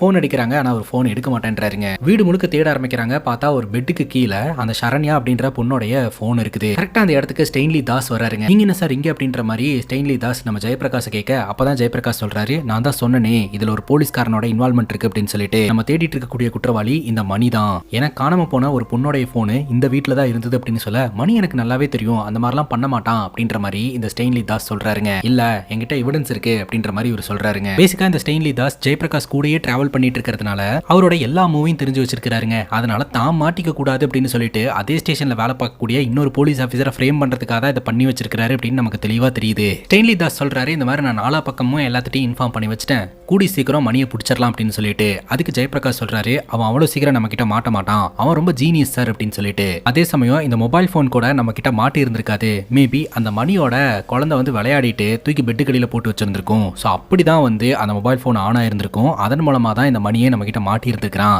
அப்படின்ற மாதிரி ஜெயபிரகாஷ் சொல்றாரு. இன்னொரு பக்கம் இந்த மணி காணாம போயிட்டான் இல்லையா, இப்ப மணி எங்க இருக்கான் அப்படின்ற கதையை நம்ம கிட்ட காட்ட ஆரம்பிக்கிறாங்க. பேசிக்கா மணியை ஃப்ரேம் பண்றதுக்கு முன்னாடியே மணியை ஒரு இடத்துக்கு வர சொல்லி மணியோட கதையை முடிச்சிட்டாருங்க. செத்து போன மணியை தான் பாத்தீங்கன்னா இவங்க கில்லர் அப்படின்னு சொல்லிட்டு தேடிக்கிட்டு இருக்காங்க. இவ்வளவு தூரம் முயற்சி பண்ணியும் அவனை பிடிக்க முடியாம போயிடுச்சு அப்படின்னு சொல்லிட்டு உயர் அதிகாரியும் சரி ஜெயபிரகாஷும் சரி ஃபீல் பண்றாங்க. அப்ப ஜெயபிரகாஷ் சொல்றாரு, இவன் நிப்பாட்ட மாட்டான் சார், தொடர்ந்து இதை பண்ணிக்கிட்டே தான் இருப்பான், இது ஒரு விதமான அடிக்ஷன், நான் ஒரு கதை சொல்லட்டுமான்னு சொல்லிட்டு. ஜெயபிரகாஷ் பாத்தீங்கன்னா ஒரு வீட்டுல ஸ்டே பண்ணிட்டு இருந்திருக்காருங்க. அந்த வீட்டுல எலித்தொலைகள் இருந்திருக்கு. அவர் கார் ஒயரையெல்லாம் கடிச்சு ஏகப்பட்ட பிரச்சனைகளை அவருக்கு கொடுத்திருந்திருக்குதுங்க. ஜீவராசியை கொல்றதுல இவருக்கு விருப்பமே கிடையாது. பட் அந்த தொல்லை தாங்க முடியாம எலிக்கு மருந்து வச்சு கொல்ல ஆரம்பிச்சிருந்திருக்காரு. ஆரம்பத்துல இவருக்கு கஷ்டமா இருந்துச்சு. போக போக அந்த எலியை விரட்டுற பேர்ல அந்த எலிங்களை கொல்ல ஆரம்பிச்சிருந்திருக்காரு. அதுக்கப்புறம் அவருக்கே இதெல்லாம் புடிச்சு போக ஆரம்பிச்சிருந்திருக்குதுங்க. அதுக்கப்புறம் அங்க இருக்கிற எல்லா எலிங்களும் செத்து போச்சு, எலி தொல்லையும் கிடையாது. ஆனா கொஞ்ச நாளா அந்த எலிங்களை கொல்லாதனால இவருக்கு ஒரு மாதிரியே இருந்துட்டு இருந்துச்சான். அந்த மாதிரி தான் சார் அந்த கில்லருக்கும் இருக்கும். அவனுக்கு கொலை பண்ணி ஆகணும், கொலை பண்ணணும் அப்படின்ற அந்த விஷயம் அவனுடைய ரத்தத்திலேயே ஊறி இருக்கும் அப்படின்ற கதையெல்லாம் இவர் சொல்லிக்கிட்டு இருக்க. இன்னொரு பக்கம் இந்த தாஸ் பாத்தீங்கன்னா ரூம்குள்ள உட்காந்து அடுத்த கொலையை எப்படி பண்ணலாம் அப்படின்ற மாதிரி யோசனை பண்ணிக்கிட்டு இருப்பாருங்க. அங்க இருக்கக்கூடிய போட்டோஸ் எல்லாம் வச்சு பார்க்கும்போது தாஸோடைய வம்சாவளி இந்த வேட்டையெல்லாம் ஆடுவாங்க இல்லையா, சோ அந்த மாதிரியான வம்சாவளியில இருந்து வந்திருப்பாங்க போல. அவருடைய டிஎன்ஏலயே வந்துட்டு இந்த கொல்லணும் அப்படின்ற ஒரு உணர்வு இருந்திருக்கு. அப்ப இந்த ஸ்டெயின்லி தாஸ் இருக்கிறார் இல்லையா, அவரோட டைரியை ஒரு பேஜா திருப்பிக்கிட்டு இருக்காரு. ஆரம்பத்துல பூச்சி பூரான் இந்த மாதிரி தான் கொண்டுகிட்டு இருந்திருக்காருங்க. அப்படியே கொஞ்சம் கொஞ்சமா இவருடைய கொலைகளை அதிகப்படுத்தி இருந்திருக்காரு. பூச்சியில இருந்து பூனைக்கு வந்திருக்காரு, பூனையில இருந்து சிறுமிக்கு வந்திருக்காரு, சிறுமியில இருந்து பெரியவங்க அப்படின்னு சொல்லிட்டு ஒவ்வொருத்தங்களையா கொலை பண்ண ஆரம்பிச்சிருந்திருக்காருங்க. இது வரைக்கும் கொலை பண்ணவங்களுடைய எல்லாரோடைய புகைப்படத்தையும் டைரியில வரைஞ்சு வச்சிருக்காருங்க. எண்ட் ஆஃப் தி டே மணி எங்க போனான்னு தெரியல, மணி தான் குற்றவாளி அப்படின்னு சொல்லிட்டு போலீஸ்காரங்க தேடிக்கிட்டு இருக்காங்க. அதே சமயம் டிவில நியூஸ்ல எல்லாம் இந்த மணின்ற போலீஸ் ஆபீசரோட போட்டோவை காமிச்சு இவன் தான் பெண்களை தொடர் கொலை பண்ணிக்கிட்டு இருக்கான், குறிப்பிட்ட பாய்சனை கொடுத்து தான் கொண்டுகிட்டு இருக்கான் அப்படின்ற டீடைல்ஸ் எல்லாம் நியூஸ்ல வந்துகிட்டு இருக்குதுங்க. சோ இது எல்லாத்தையுமே போலீஸ்காரங்க கண்டுபிடிச்சிட்டாங்கன்னு சொல்லிட்டு இந்த தாஸ் என்ன பண்றாருன்னா அவருடைய பொருட்கள் எல்லாத்தையுமே கார்ல இருக்கக்கூடிய அந்த டேஷ்போர்டு ஸ்டோரேஜ்குள்ள வச்சிடறாருங்க. அடுத்து ஒரு பொண்ணை டார்கெட் பண்றதுக்காக ஒரு மொபைல் போனை ரெடி பண்ணி வச்சிருந்திருப்பாரு. அந்த மொபைல் போனும் பாத்தீங்கன்னா அந்த காரோட காரோட டேஷ்போர்ட்ல இருக்கு. இதுக்கப்புறம் இந்த பாய்சனை வச்சு கொலை சம்பவங்கள்ல ஈடுபட முடியாது, வேற ஏதாவது வழியை பயன்படுத்தலாம் அப்படின்னு சொல்லிட்டு இவரு ஒரு கெமிக்கல் டாக்டருக்கு போன் அடிக்கிறாருங்க. நான் இந்த மாதிரி சினிமா துறையை சார்ந்த டாக்டர், படத்துல ஒரு கொலை காட்சியை நான் வைக்கலான்னு இருக்கிறேன். பட் அங்க நடிக்கிறவங்க சும்மா நடிச்சிருவாங்க, பட் அது பாக்குறதுக்கு ரியலாவும் தியரட்டிக்கலாவும் இந்த மாதிரி பாசிபிலிட்டிஸ் இருக்குன்னு மக்களுக்கு தெரியணும். ஸோ அதனால எனக்கு அந்த பாய்சனை உருவாக்குறது எப்படின்னு கொஞ்சம் சொல்லுங்களேன் அப்படின்ற மாதிரி கேட்டு இன்னொரு கொலை வழியை கண்டுபிடிச்சிடுறாருங்க. சுகர் இருக்கா இல்லையான்னு செக் பண்றதுக்காக குட்டியா ஒரு நீடில் வச்சு செக் பண்ணுவாங்க இல்லையா, ஸோ அந்த நீடில் மூலமா பாய்சனை கொடுத்து கொலை பண்ற ஒரு வழியை கண்டுபிடிச்சு இப்போ ஒரு லேடியை பேசி கரெக்ட் பண்ணி லாட்ஜுக்கு கூட்டு வந்திருக்காருங்க. அந்த லேடிக்கு நான் சுகரை செக் பண்றேன் அப்படின்ற மாதிரி சொல்லி அந்த நீடில இன்ஜெக்ஷன் பண்ணிடுறாருங்க. பேசிக்கா இன்ஜெக்ஷன் போட்ட உடனே அவங்க இறந்து போக மாட்டாங்க, அந்த நீடில் உடம்புல பட்ட உடனே இறந்து போக மாட்டாங்க. குறைஞ்சது ஒரு 4 நாள் 5 நாள் அவங்க நார்மலா ஹெல்த்தியா வாழ்ற மாதிரி இருக்கும், திடீர்னு அவங்க இறந்து போயிருவாங்க. இந்த விஷயத்தை கண்டுபிடிச்சு இந்த மாதிரியான பேட்டர்ன்ல இப்போ இவர் கொலை பண்ண ஆரம்பிக்கிறாருங்க. இப்போ போலீஸ் ஸ்டேஷன்ல பாத்தீங்கன்னா ஏகப்பட்ட பெண்களுடைய போட்டோஸை ஒட்டி வச்சிருக்காங்க, இது வரைக்கும் கொல்லப்பட்ட பெண்கள் அப்படின்னு சொல்லிட்டு. அதை தொடர்ந்தும் கொலைகள் நடந்துகிட்டே இருக்குது. பட் கில்லரை இவங்களால கண்டுபிடிக்கவே முடியல. நம்ம ஜெயபிரகாஷும் மண்டையை பிச்சுக்கிட்டு இன்வெஸ்டிகேஷன் பண்ணிக்கிட்டு இருக்காருங்க. வழக்கம் போல தாஸ் பாத்தீங்கன்னா இப்போ ஒரு ஆன்டியை கரெக்ட் பண்ணி கூட்டு வந்திருக்காரு. தம் அடிச்சுட்டு வந்துடுறேன் அப்படின்னு சொல்லிட்டு காரை ஓட்டி இறங்கி போய் தம் அடிச்சுக்கிட்டு இருப்பாரு. அப்ப காருக்குள்ள அந்த டேஷ்போர்ட்ல இருக்கக்கூடிய ஒரு போனை அந்த லேடி கவனிக்கிறாங்க. அந்த லேடி அந்த போன்ல இருந்து அவங்களுக்கு ஒரு காலும் பண்ணிக்கிறாங்க. இப்ப சைபர் செல்ல இருந்து ஜெயபிரகாஷ்க்கு அனகா அப்படின்ற ஒரு பொண்ணோட டீட்டெயில கொடுக்குறாங்க. இந்த பொண்ணுக்கு நீங்க சொல்ற அதே செயின் ரியாக்ஷன் மூலமா கால் வந்திருக்கு அப்படின்னு சொல்லிட்டு அனகாவை மீட் பண்ணலான்னு வீட்டுக்கு போனா அனகா பாத்தீங்கன்னா ஹார்ட் அட்டாக்ல இறந்து போயிட்டாங்க அப்படின்றது தெரிய வருது. பேசிக்கா இவர் அந்த சுகர் செக் பண்றேன்னு சொல்லிட்டு நீடுல கையில குத்தி இருந்திருப்பாரு இல்லையா, சோ அந்த நீடில் வந்து ஒரு 2-3 நாளைக்கு அப்புறம் வேலை செஞ்சு அனகா இறந்து போயிருக்காங்க அப்படின்றது தெரிய வருது. ஜெயபிரகாஷ் சொல்றாரு இது நார்மல் ஹார்ட் அட்டாக்கா இருக்காது அப்படின்னு சொல்லிட்டு. அதனால அந்த குடும்பத்தினர்கள் கிட்ட பேசி கெஞ்சி ரீபோஸ்ட்மார்ட்டம் பண்ணலான்னு சொல்லி ரீபோஸ்ட்மார்ட்டம் பண்றதுக்கான ஏற்பாடையும் பண்றாருங்க. அந்த போஸ்ட்மார்ட்டம் ரிப்போர்ட்ல இது ஒரு கொலை அப்படின்றது தெரிய வருது. அதே மாதிரி அடுத்தடுத்து ஹார்ட் அட்டாக் வழக்குங்கள்லாம் பதிவாக ஆரம்பிக்குதுங்க. அதெல்லாம் ரீபோஸ்ட்மார்ட்டம் பண்ணும் போதும் உடம்புல ஏறின ஒரு வித்தியாசமான பாய்சன்னால தான் அவங்க ஹார்ட் அட்டாக் வந்து இறந்து போயிருக்காங்க அப்படின்ற மாதிரி ரிப்போர்ட் ஆக ஆரம்பிக்குது. இப்ப கில்லர் இந்த மாதிரி ஒரு பேட்டர்னை ஃபாலோ பண்ணி கொலை சம்பவங்களை ஈடுபட்டு இருக்கான் அப்படின்றது தெரிய வருது. போலீஸ்காரங்க ஒரு பக்கம் மண்டையை பிச்சுக்கிட்டு இன்வெஸ்டிகேஷன் பண்ணிட்டு இருக்க, இன்னொரு பக்கம் தாஸ் இருக்கிறார் இல்லையா, அப்படி எந்த ஒரு பிரச்சனையுமே இல்லாம தொடர்ந்து அவரோட வேலையை பண்ணிக்கிட்டே இருக்கிறாருங்க. இப்போ இந்த தாஸ் பாத்தீங்கன்னா ஒரு சிங்கிள் பேரண்ட் லேடியை சூஸ் பண்றாருங்க. அந்த சிங்கிள் பேரண்ட் லேடியும் பாத்தீங்கன்னா நமக்கு வந்து இந்த ஆளை ரொம்ப பிடிச்சிருக்குது, ஸோ நம்ம இந்த ஆளை கல்யாணம் பண்ணிக்கிட்டோம்னா நம்மளோட குழந்தைக்கும் ஒரு கார்டியன் கிடைப்பாங்க அப்படின்ற எண்ணத்தோட இந்த தாஸ் கூட பழகிட்டு இருப்பாங்க. தாஸ் ஒரு சீரியல் கில்லர்னு தெரியாம. இன்னொரு பக்கம் ஜெயபிரகாஷ்க்கு ஒரு இன்ஃபர்மேஷன் கிடைக்குதுங்க. ஆக்சுவலா சரோஜாவோட பையன் பிஜு இருக்கிறான் இல்லையா, அவங்க அம்மாவோட போன் கொஞ்சம் மாசத்துக்கு முன்னாடியே காணாம போயிடுச்சு அப்படின்ற மாதிரி சொல்லியிருந்திருப்பாரு. அந்த இடத்துல தான் பாத்தீங்கன்னா அந்த செயின் ரியாக்ஷன்ல அவங்களுக்கு ஒரு டெட் எண்டே கிடைச்சிருந்திருக்கும். அந்த செல்போன் காணாம போறதுக்கு முன்னாடி அவங்களோட கால் ஹிஸ்டரி எல்லாம் செக் பண்ணி பார்க்கும்போது ஸோ அந்த போனே பாத்தீங்கன்னா வேற வேற லொகேஷனுக்கு டிராவல் ஆயிருக்கு அப்படின்றது தெரிய வந்திருக்குது. ஸோ இதன் மூலமா இந்த பிஜு ஏதோ ஒரு விஷயத்தை மறைக்கிறான் அப்படின்றத ஜெயபிரகாஷ் கண்டுபிடிக்கிறாரு. அப்போ இந்த பிஜு என்ன சொல்றாருன்னா, அப்படியெல்லாம் ஒன்றும் கிடையாது சார், எங்க அம்மாவோடைய போனை நான் தான் சார் யூஸ் பண்ணிட்டு இருந்தேன், எங்க அம்மா பேர்ல தான் சிம் கார்டு இருக்கு, பட் யூஸ் பண்ணிட்டு இருந்தது நான் தான் அப்படின்ற மாதிரி சொல்ல, இங்க பாரு பிஜு, நீ ஏதோ ஒரு விஷயத்தை மறைக்கிற அப்படின்னு எங்களுக்கு தெளிவா தெரியுது. இது தமிழ்நாடு மற்றும் கேரளா 2 போலீஸ்காரங்க சேர்ந்து இன்வெஸ்டிகேஷன் பண்ணிட்டு இருக்கிற விஷயம். நீ எங்களுக்கு ஒத்துழைக்கல அப்படின்னா உடனடியா வாரண்டோட வந்து உன்னை தூக்கிட்டு போற மாதிரி வரும். நீ ஒத்துழைச்சினா யாருக்கும் தெரியாம இந்த கேஸை நாங்க சால்வ் பண்ணிட்டு போயிடுவோம் அப்படின்னு சொல்ல, சரி சார் நான் உண்மை சொல்லிடுறேன் அப்படின்னு இந்த பிஜு சொல்றாங்க. பேசிக்கா இந்த பிஜுக்கு ஒரு தங்கச்சி இருந்திருக்குங்க. ஸோ தங்கச்சி பார்த்தீங்கன்னா ஒரு லேப்ல ஒர்க் பண்ணிட்டு இருந்திருக்காங்க. இப்போ அவங்களுக்கு திருமணம் பண்ணி கொடுத்து அவங்க கணவனோட சந்தோஷமா தான் வாழ்ந்துகிட்டு இருக்காங்க.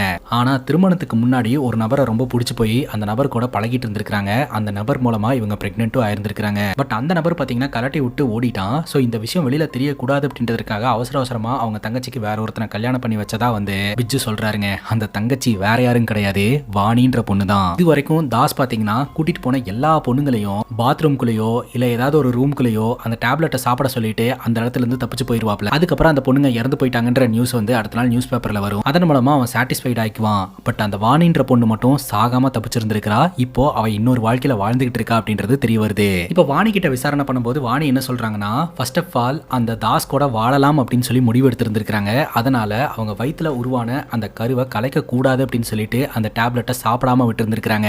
அதனாலதான் பாத்தீங்கன்னா வாணி சாக கிடையாது. இதெல்லாம் பண்ணிட்டு இருக்கிறது இந்த நபரான்னு பார்த்து சொல்லுமா அப்படின்னு சொல்லிட்டு மணியோட போட்டோவை காட்ட, இது அந்த நபர் கிடையாது அப்படின்ற மாதிரி வாணி சொல்லிடுறாங்க. நல்லா பார்த்து சொல்லுமா அப்படிங்கும்போது இல்ல அப்படின்ற மாதிரி சொல்லிடுறாங்க. சரி ஒரு ஸ்கெட்ச் ஆர்டிஸ்ட வர சொல்றோம், அவர் பாக்குறதுக்கு எப்படி இருப்பாருன்னு சொல்றியாமா அப்படின்னு சொல்லி கேட்கும்போது, நானே இப்பதான் குடும்ப வாழ்க்கையை நிம்மதியா வாழ்ந்துகிட்டு இருக்கேன், எதுக்கு சார் தேவையில்லாத பிரச்சனை அப்படிங்கும்போது, சரிமா உனக்கு எந்த பிரச்சனையும் இல்லாம நம்ம அதை பண்ணலாம் அப்படின்ற மாதிரி போலீஸ்காரங்க சொல்றாங்க. ஸ்கெட்ச் ஆர்டிஸ்ட அனுப்பலாம் அப்படின்றதுக்குள்ளேயே தாஸ் பாத்தீங்கன்னா இவங்க இன்வெஸ்டிகேஷன் பண்றதுக்காக வாணியோட வீட்டுக்கு போயிருக்காங்கன்றதை தெரிஞ்சுக்கிட்டு வாணியோட வீட்டுக்கு போய் வாணியோட குழந்தைய கொன்றுவன்ற மாதிரி மிரட்டி இருந்திருக்காருங்க. நான் சொல்ற மாதிரி போலீஸ் கிட்ட சொல்லு அப்படின்னு சொல்ல, உடனே வாணி ஃபோன் பண்ணி இந்த மாதிரி என் புருஷனுக்கு சில இன்ஃபர்மேஷன் தெரிஞ்சு போச்சு, தேவையில்லாம என் குடும்பத்துல பிரச்சனை வரும், இனிமேல் இந்த கேஸ் சம்பந்தமா என் வீட்டுக்கு வராதீங்க சார், ஆளை விட்டுருங்க அப்படின்ற மாதிரி சொல்லிட்டு போனை கட் பண்ணிடுவாங்க. ஆனா வாணி ஒரு இன்ஃபர்மேஷனை சொல்லி இருந்திருப்பாங்க. ஆக்சுவலா பஸ்ல இவங்க 2 பேரும் ஒன்னா டிராவல் பண்ணி தான் பழக்கம் அப்படின்னு சொல்லிட்டு, அதனால இந்த கண்டக்டருக்கு தெரியறதுக்கு வாய்ப்பு இருக்கு அப்படின்னு சொல்லிட்டு இந்த வாணி டிராவல் பண்ண பஸ் கண்டக்டர் கிட்ட போய் விசாரணை பண்ணும்போது அவருக்கு எனக்கு தெரியும் அப்படின்ற மாதிரி சொல்லிடுறாருங்க. அவரை வச்சு ஸ்கெட்ச் ஒன்று வரைய ஆரம்பிக்கிறாங்க. பாக்குறதுக்கு இந்த மாதிரி தான் இருப்பான் அப்படின்னு சொல்லிட்டு இப்ப தாஸ் கிட்ட ஜெயபிரகாஷ் சொல்றாருங்க, இந்த மாதிரி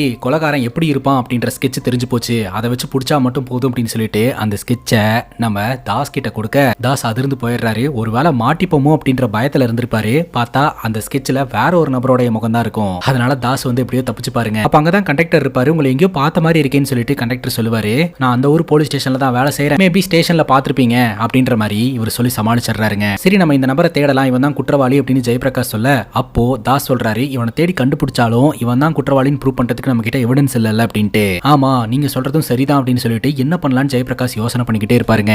இப்போ இந்த சிங்கிள் பேரண்ட் மதர் இருக்காங்க இல்லையா, சோ அந்த மதர் பாத்தீங்கன்னா தன்னுடைய பொண்ணு கிட்ட சொல்லிக்கிட்டு இருப்பாங்க, இன்னைக்கு எனக்கு நைட் டியூட்டி போட்டிருக்காங்க, நாளைக்கு தான் நான் வீட்டுக்கு வருவேன், வீட்டுக்கு வரும்போது ஒரு நல்ல செய்தியோட வருவேன் அப்படின்ற மாதிரி சொல்லிட்டு கிளம்புவாங்க.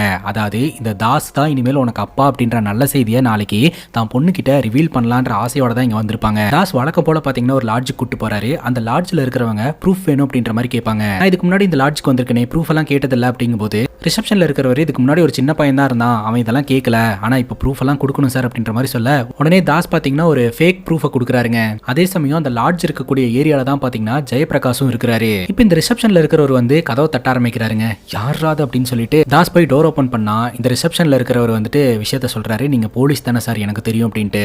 இப்போ என்னையா அப்படின்னு சொல்லி கேட்கும்போது, ஆக்சுவலா என்னோட பொண்ணு ஒருத்தி காணாம போயிட்டா சார், கண்டுபிடிச்சு தர முடியுமா சார், நீண்ட நாட்களா நாங்களும் எங்களோட பொண்ணை தேடிக்கிட்டு இருக்கிறோம் சார் அப்படின்னு சொல்லி போட்டோவை கொடுக்க, அந்த போட்டோவை பார்த்த தாஸ் பயங்கர ஷாக்கா வராருங்க. அந்த போட்டோல இருக்கக்கூடிய பொண்ணு தாஸ் கூட்டிட்டு வந்த முதல் பொண்ணுங்க. இப்ப தாஸ்க்கு தெரிஞ்சு போச்சு, இந்த மாதிரி இது வரைக்கும் யாருமே நம்மள வந்து டிஸ்டர்ப் பண்ணது கிடையாது, சம்திங் ராங், என்னமோ தப்பா இருக்கு, என்னமோ தப்பா இருக்குன்னு சொல்லிட்டு அந்த லேடியை ரூம்குள்ளேயே உட்கார வச்சுட்டு நான் தம் போட்டு வந்துறேன்னு சொல்லிட்டு இவர் கீழே இறங்கி வராருங்க. ரிசப்ஷன்ல நின்னுகிட்டு இருக்கும்போது கரெக்டா அந்த இடத்துக்கு ஜெயபிரகாஷ் வராரு. தாஸ் கிட்ட நீங்க என்ன சார் இங்க அப்படின்னு சொல்லி கேட்க, அதுக்கு தாஸ் சொல்றாரு, ஒரு ஸ்பெஷல் இன்வெஸ்டிகேஷன் என்கொயரிக்காக தான் இந்த இடத்துக்கு வந்தேன், ரூம்குள்ள சிஐ சார் இருக்கிறாரு அப்படின்னு சொல்லிட்டு, நீங்க என்ன சார் இங்க அப்படின்னு சொல்லி கேட்கும்போது, நம்ம தேடிட்டு இருக்கக்கூடிய கொலகாரனை ஒருத்தன் இந்த ஏரியால பார்த்ததா வந்து தகவல் சொல்லியிருந்தான், அதனாலதான் இந்த கொலகாரனை பிடிக்கிறதுக்காக இந்த இடத்துக்கு வந்திருக்கேன் அப்படின்ற மாதிரி இவர் சொல்றாருங்க. நாளைக்கு எப்ப சார் ஃப்ரீ அப்படின்னு கேட்க, மத்தியானம் அப்படின்னு தாஸ் சொல்றாரு. சரி, நாளைக்கு மத்தியானம் நான் கால் பண்றேன், நம்ம இந்த கேஸை பத்தி டிஸ்கஸ் பண்ணலாம் அப்படின்னு சொல்ல, சரி சார், சிஐ சார் ரூம்குள்ள இருக்கிறாரு, நான் உடனடியா ரூமுக்கு போறேன் அப்படின்னு சொல்லிட்டு அந்த கொலகாரனுடைய போட்டோ இருந்தா கொடுங்களேன் சார், என்கிட்ட இல்ல அப்படிங்கும் போது பட்டுன்னு இந்த ஜெயபிரகாஷ் பாத்தீங்கன்னா அவரோட பாக்கெட்ல இருந்து அந்த கொலகாரனுடைய போட்டோவை கொடுக்குறாருங்க. ஆர்டிஸ்ட்டை வச்சு ஸ்கெட்ச் வரைஞ்சிருப்பாங்க இல்லையா, அந்த ஸ்கெட்ச் தாங்க. அதை வாங்கிட்டு இவர் மேல போறாருங்க. மேல போக போக அதை பிரிச்சு பாக்குறாரு. பிரிச்சு பார்த்த நம்ம ஸ்டெயின்லி தாஸ்க்கு பயங்கர அதிர்ச்சிங்க. அந்த ஸ்கெட்ச் அவரு வரைஞ்ச ஸ்கெட்சுங்க. அங்கதான் ஒரு தாறுமாறான ட்விஸ்ட். ஆக்சுவலா வாணியை பாக்குறதுக்காக இவங்க போயிருந்தாங்க இல்லையா, அப்போ வாணி கிட்ட மணியோட போட்டோவை காமிச்சு இவன் தான் கில்லரான்னு கேட்கும் போதே பாத்தீங்கன்னா ஸ்டெயின்லி தாஸோடைய போட்டோமே அவங்க கிட்ட இருந்திருக்கும். அதை பார்த்துட்டு வாணி இவன் தான் கில்லர் அப்படின்ற மாதிரி சொல்லி இருந்திருப்பாங்க. அப்ப இருந்தே பாத்தீங்கன்னா தாஸ்க்கு தெரியாத மாதிரி கூடயே இருந்துகிட்டு இருப்பாங்க. இப்ப தாஸ் வாயில இருந்தே சொல்லியிருப்பாரு இல்லையா, கில்லரை பிடிச்சா இவன் தான் கில்லர்னு ப்ரூவ் பண்றதுக்கு நம்ம கிட்ட ப்ரூஃப் இல்ல அப்படின்னு சொல்லிட்டு, சோ கில்லர் அடுத்த டார்கெட்டை டார்கெட் பண்ணட்டும், அது வரைக்கும் கூடயே இருக்கலாம்னு சொல்லிட்டு இவங்க சைலண்டா ஒன்னும் தெரியாத மாதிரி வேற ஒரு ஸ்கெட்சை வச்சுட்டு மழுப்பிக்கிட்டு இருந்திருப்பாங்க. இப்போ கில்லர் பாத்தீங்கன்னா அடுத்த டார்கெட்டை டார்கெட் பண்ணிட்டான். அதாவது தாஸ் வந்து அடுத்த டார்கெட்டை டார்கெட் பண்ணியாச்சு. சோ இதுதான் கரெக்டான டைம்னு சொல்லிட்டு இப்ப கையும் களமா பிடிக்கிறதுக்காக தான் வந்திருக்காங்க. இப்ப தாஸ் பாத்தீங்கன்னா நம்ம ஜெயபிரகாஷை போட்டு தள்ளிட்டு அங்கிருந்து தப்பிச்சு போறதுக்கு முயற்சி பண்றாரு. ஆனா ஜெயபிரகாஷ் பாத்தீங்கன்னா தாஸ் கூட பயங்கரமா சண்டை போட ஆரம்பிக்கிறாரு. அந்த சண்டையில தாஸ கொலையும் பண்றாருங்க. ஜெயபிரகாஷ் ஒரு 10 கேஸ் எடுத்திருக்காரு. அதுல ஒரு 8 கேஸ் சால்வ் பண்ணிட்டாரு. ஒரு 2 கேஸை பத்தி இவர் சொல்லாம இருந்திருப்பாரு இல்லையா, அந்த 2 கேஸுக்கு தீர்ப்பை இவரே கொடுத்திருந்திருப்பாருங்க. குற்றவாளியை கண்டுபிடிச்சு கொலையே பண்ணிருப்பாரு. அதனாலதான் சால்வ் பண்ண லிஸ்ட்ல பாத்தீங்கன்னா அந்த கேஸ் இவருடைய லிஸ்ட்ல இருக்காது. இப்ப தாஸையும் கொலை பண்ணி தாஸ ஒரு பேக்ல வச்சு தாஸோடைய காரோட பூட் ஸ்பேஸ்லயே கொண்டு போய் வைப்பாங்க. படத்தோட ஸ்டார்டிங் சீன்ல ஒரு பொண்ணை கொலை பண்ணி எப்படி கொண்டு போய் அவரோட கார் பூட் ஸ்பேஸ்ல வச்சாரோ, கடைசியில அவரும் கொல்லப்பட்டு அந்த பூட் ஸ்பேஸுக்கு போறாரு. தாஸோடைய டெட் பாடியை தூக்கிட்டு அந்த இடத்துல இருந்து ஜெயபிரகாஷ் கார்ல கிளம்புறாரு. அப்படி போகும்போது பூட் ஸ்பேஸ் பயங்கரமா ஆடுற மாதிரி சத்தம் கேக்குது. அப்ப தாஸ் இன்னும் சாகல அப்படின்ற மாதிரி காமிச்சு இந்த படத்தை கம்ப்ளீட் பண்றாங்க. இந்த படத்தை பத்தி நீங்க என்ன நினைக்கிறீங்க அப்படின்னு உங்களுடைய கருத்தை கமெண்ட் செக்ஷன்ல பதிவு பண்ணுங்க. இதே மாதிரி வேற எதனா படத்தை பத்தி பேசணும் அப்படின்னு நினைச்சீங்கன்னா மறக்காம கமெண்ட் செக்ஷன்ல சொல்லுங்க. இதே மாதிரி வேற ஒரு நல்ல வீடியோல வந்து சந்திக்கிறேன். Love you guys.